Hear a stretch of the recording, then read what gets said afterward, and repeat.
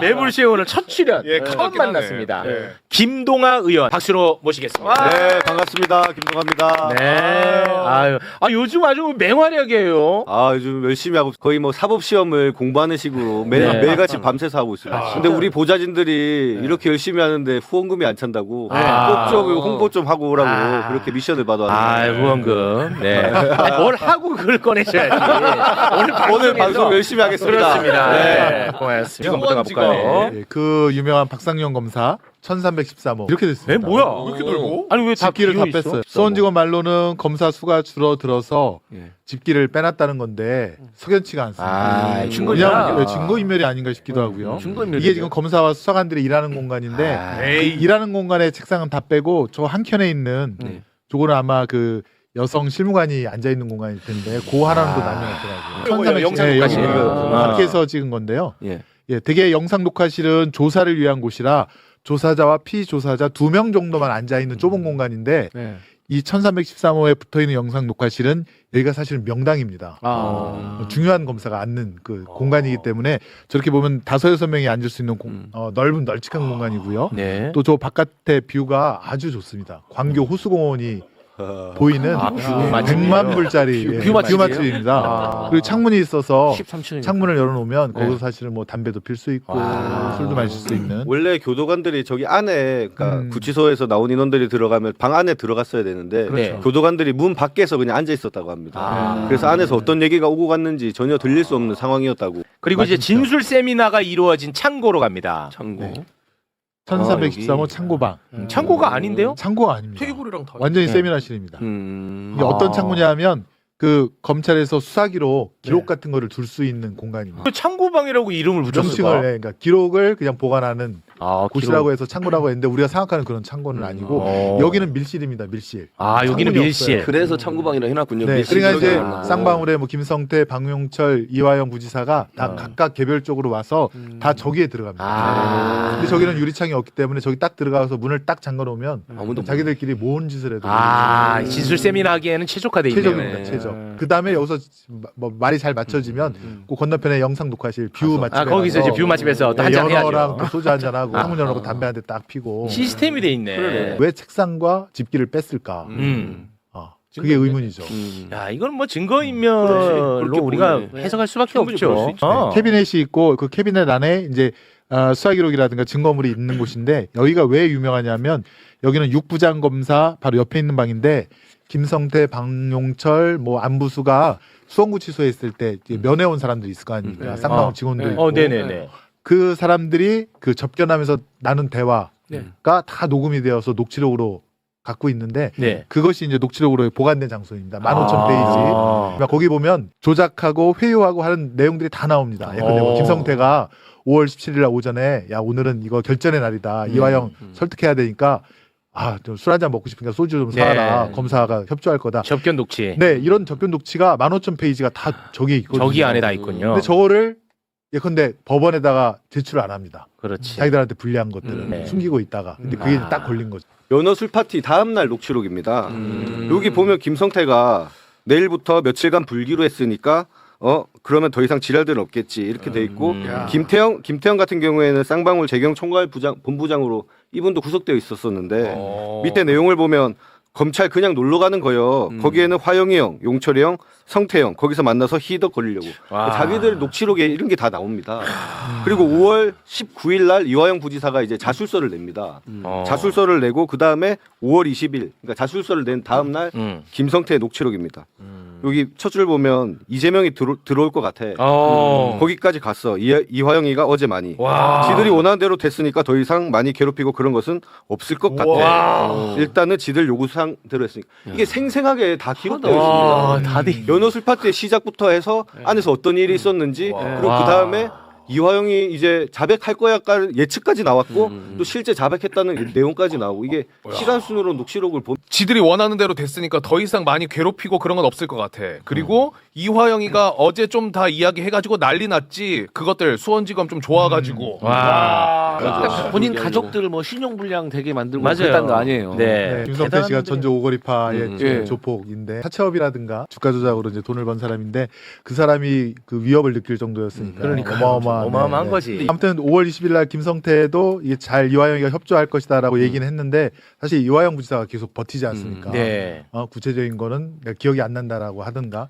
그러니까 이제 5월 25일 날 박성희가 답답하니까 이제 서민석 변호사한테 전화를 하는 거죠. 그렇습니다. 네. 애원을 하죠. 애원을 하죠. 이제 결정적인 건 6월 18일 날 검찰 조사 피신 조서를 쓴 날인데 그때 이화영 지사가 아니 내가 이재명 지사님한테 어떻게 쌍방울 김성태가 방북 비용을 대준다고 구체적으로 말을 할 수 있겠습니까라고 진술서에 그렇게 씁니다. 그러니까 박상현 하늘이 무너지죠. 그렇지.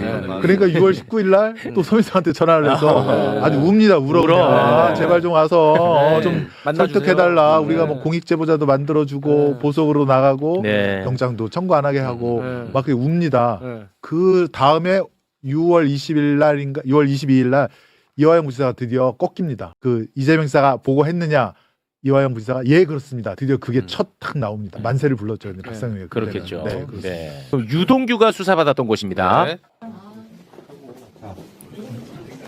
여기가 검사실이야? 여기가 검사하고 유동규가 아마 여기 앉아서 조사를 받았을 거예요.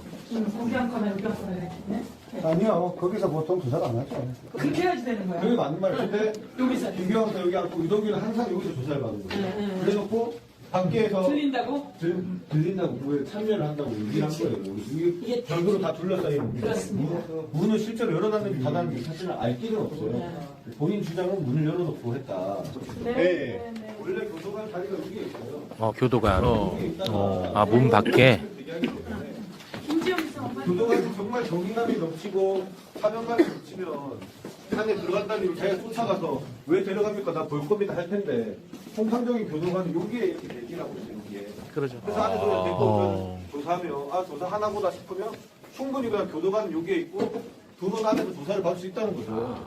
저희가 유동규가 어떻게 조사를 받았냐면 원래라면 저기 교도관이 앉아 있고 보이는 자리에 그러니까 검사 자리에 원래 저기서 조사를 받게 돼 있습니다. 저기가 조사실이고 옆에는 이제 수사관들이 배석하고 있고요. 그래서 다 공개된 자리에서 조사를 받도록 법에 그렇게 규정이 되어 있습니다. 그런데 유동규는 항상 저기 검사 개인이 이제 업무를 보는 개인이 기록을 보고 개인이 컴퓨터를 하는 그 집무실에서 조사를 받았다는 겁니다. 저기서 조사도 받고 면담도 받고 모든 것을 다 했는데 그러면 사실상 저희가 볼 때는 저기 밀실 조사를 했다는 겁니다. 그렇게 보이네요. 검찰 측에서는 뭐 밖에서 들렸을 거다라고 하는데 안에서 소곤거리는 소리나 이런 부분이 전혀 들릴 가능성이 없고 교도관 같은 경우에도 저 밖에서 있기 때문에 안에서 알 수가 어떤 없죠. 이제 모의가 일어났는지 전혀 알 수 없었을 것이다. 박상용 검사도 아까 말씀드린 대로 검사 내실 안에서 쌍방울 김성태를 단둘이서 수덕수덕하면서 조사를 했다는 거잖아요. 맞아요. 구조가 똑같은데요. 이게 수법들이 다 똑같은 것 같습니다. 자, 어제 그러면 현장 조사 이야기는 이 정도로 마무리하고요. 하나가 더 남았는데. 아니, 지금 너무 갈 길이 멀어요. 하나 더 남은 거는 현수막에 좀 걸어주세요.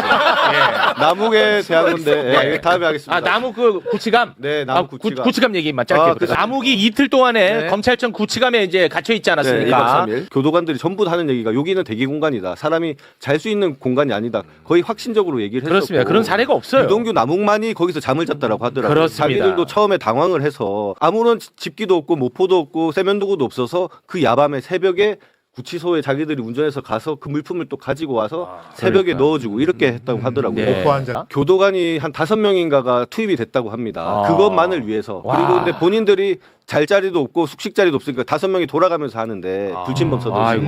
한 명은 깨어서 관리 감독을 하고 4명은 그냥 소파 같은 데 앉아 있거나 의자에 앉아 있으면서 그렇게 쉬었다고 합니다. 정말 이놈들 나쁜 놈들이야. 검찰 아니 윤석열 정부 전체. 정부 전체. 문재인 정부 시절에 있었던 서해 공무원 피격 사건이라고 하는 대단히 안타까운 사건이 있었습니다. 이 대단히 안타까운 사건을 윤석열 정부는 정치적으로 활용을 했어요. 그러니까 이 자체가 악마야. 이 자체가 정말 끔찍한 사건, 그 비극적 사건을 정치적으로 활용을 한 거야. 윤석열 정부로 정권이 바뀌고 나서 문재인 정부 인사들이 피격된 공무원을 자진 월북으로 거짓으로 몰아갔다면서 박지원 의원을 비롯한 문재인 정부 인사들을 기소를 해버렸어요. 정말 나쁜 놈들이지. 결국 재판받고 최근에 무죄 받았잖아. 네. 무죄 다 받았습니다. 이 과정에서 조작에 개입한 범인들이 어제 국정조사에서 다 튀어나왔어요. 야, 이 대박입니다. 어마어마한 성과가 있었습니다. 윤석열 취임 직후 2022년 5월 24일에서 5월 26일까지 대한민국의 안보 이슈가 특별히 없었습니다. 그런데 갑자기 NSC 국가안전보장회의를 개최를 딱 해요.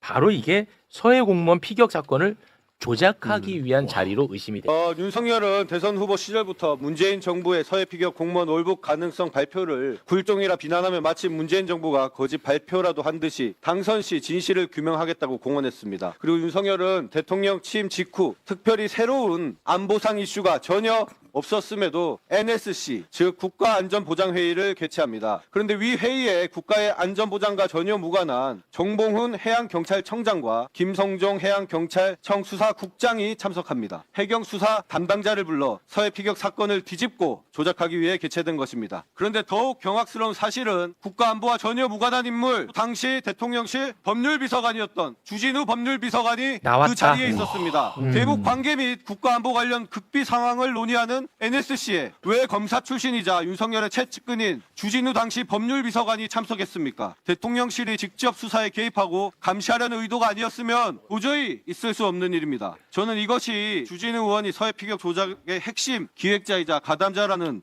강력한 방증이라고 생각합니다. 나왔다 추진우. 이 NSC가 서해 공무원 피격 사건 조작에 큰 그림을 그렸던 자리로 보는 겁니다. 법률비서관이 전혀 들어갈 수 있는 자리가 아니었고 특히 그 당시에는 국가안전보장과 관련된 어떠한 이슈도 없는 상황이었고 네. 더 나아가서 명확하게 확인된 것도 해양경찰청장과 수사국장이 들어갑니다. 수사하는 사람이 사실은 들어갈 자리가 아닌 거죠. 그렇지. 국가의 안보에 관한 상황인데 아. 그리고 지금 군에서도 NSC와 그 이후에 이어진 실무회의에서 김태호 실장이 네. 명확하게 지시를 했다라는 그렇습니다. 어제 그런 증언을 자. 받아냈습니다. 이게 5월 24일 NSC 개최한 거 아닙니까? 윤석열이 5월 11일 대통령 임기 시작하고 나서 5월 17일 한동훈을 법무부 장관으로 임명을 하고 5월 23일 날 이원석 그다음에 서울중앙지검장 송경호 송경호. 5월 23일 날 수원지검장 홍승욱 그 가장 중요한 세 개의 편대를 자기의 친윤 검사장으로 앉힙니다. 그게 5월 23일입니다. 그다음에 5월 24일 NS 개최하고 와, 그러니까 이놈들은 경적 제거 말고는 머릿속에 없었어요. 대장동 수사팀 2기 수사팀이 5월 말에 발령을 받습니다. 내부적으로. 와. 어미중 강백신이 네. 제대로 된 발령 인사명령도 없이 먼저 가서 기록을 검토하고 있었어요. 그게 CF를 5월 만들어서. 말입니다. 네. 그러니까 이런 것들이 다 계획대로 순서대로 진행이 그때 당시 회의를 하고 나서 월북이 아니라 조작한 것이라는 식으로 수정하라는 지시가 있었다고 얘기하고 있습니다. 자, 여기에 군 정책 기획 같은 기획 차장이 여기 들어와 있잖아요. 네. 요 사람이 이번에 음. 국정조사 현장에 나왔어요. 네, 증인. 이 문건 생각나시죠? 이 보고서. 네, 증인이 작성하신 겁니까? 네 그렇습니다. 여기에 6월 10일, 2022년 6월 10일 안보실 1차장 주가 회의를 했죠. 네, 그래서 협의한 결과를 바꿔라. 월북이 아니고 조작한 거다. 이런 식으로 바꿔라 하는 회의가 있었고 그런 지시가 내려진 거죠. 그 전날까지 국방부는 이제 내부 자체적으로 TF를 편성해서 회의를 했고 새로운 사실이었기 때문에 우리는 추가 발표할 것이 없다고 이제 이렇게 보고를 했습니다. 그렇습니다. 최초 발표했던 내용이 틀리지 않았음을 재확인. 이렇게 해서 대통령실로 갔었죠.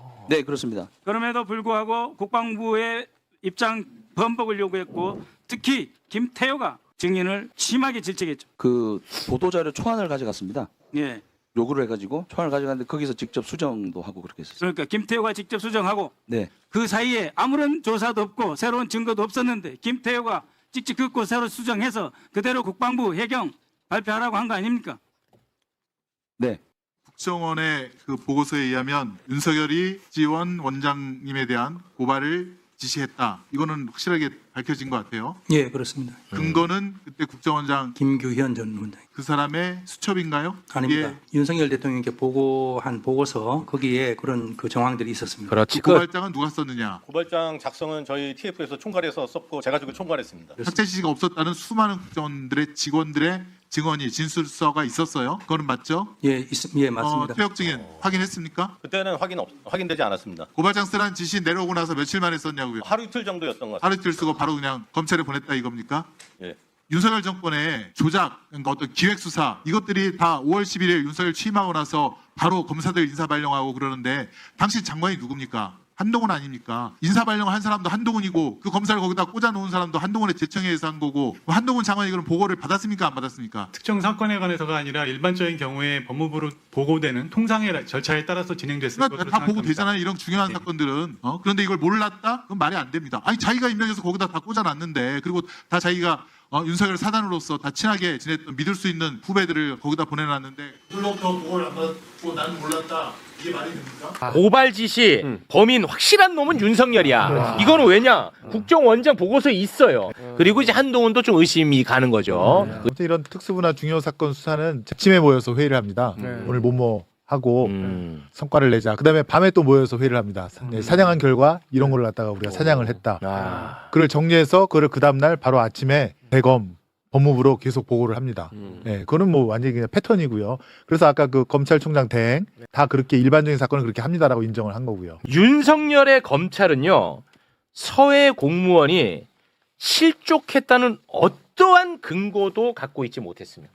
근데 자주는 월북이 아니고 실족 사고라고 얘기를 하는 거야. 실족해서 해류를 따라 북으로 떠내려갔다면 당시 해류는 북쪽으로 흘러야 되겠죠. 그렇죠. 그렇게 되죠. 그런데 남쪽으로 흘렀습니다. 검찰도 그렇게 기록을 해놨어요. 수사 공소장에. 기록에 공소장에 심지어 공소장에 써놨어. 남쪽으로 흐르고 있었다. 그러면은 조작 수사한 거죠. 네. 조작 수사한 범인. 당시에 해류가 남쪽으로 흘렀습니까? 북쪽으로 흘렀습니까?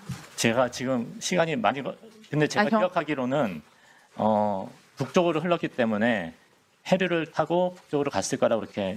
본인이 썼던 공소장 기억 못하십니까? 조류 방향이 남쪽으로 흘러 연평도 인근 NLL 남쪽으로 수색하고 있었고 대공 영위점은 없다는 내용을 보고받았다. 공소장 누가 썼습니까? 제가 썼습니다. 야, 이거 대박 사건. 애드립으로 거짓말해버리네. 이 위증. 피고인 서훈 등은 2020년 9월 21일 오후부터 9월 22일 오전까지 사이에 국가안보실 국가위기관리센터장 강건작으로부터 수색 상황에 대해 조류 방향이 남쪽으로 흘러 연평도 인근 NLL 남쪽으로 수색하고 있었고 대공 혐의점은 없다는 내용을 보고받았다. 저걸 이희동이 지가 썼다는 거 아니에요? 지가 썼어 이동희가. 이동훈 나와서 저렇게 얘기하지만 공소장에도 실족이라는 얘기가 없습니다. 오히려 월북했을 정황이 있다라는 내용이 공소장에 자기들도 그렇게 쓰고 있습니다. 그래놓고 이놈들이 어떻게 했냐?